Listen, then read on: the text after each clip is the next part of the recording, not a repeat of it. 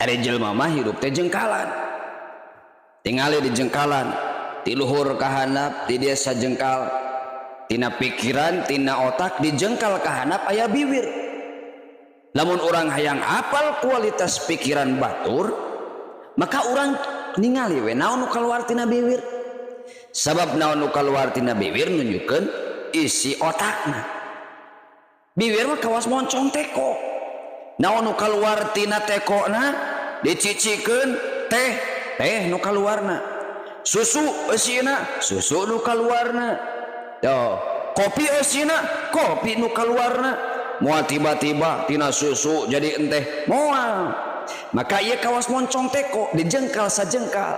Tuh, dina eusina solusi keluar bakal solusi. Dina eusina emosi keluar bakal emosi. Dina eusina ieu goreng ka batur maka nu kaluar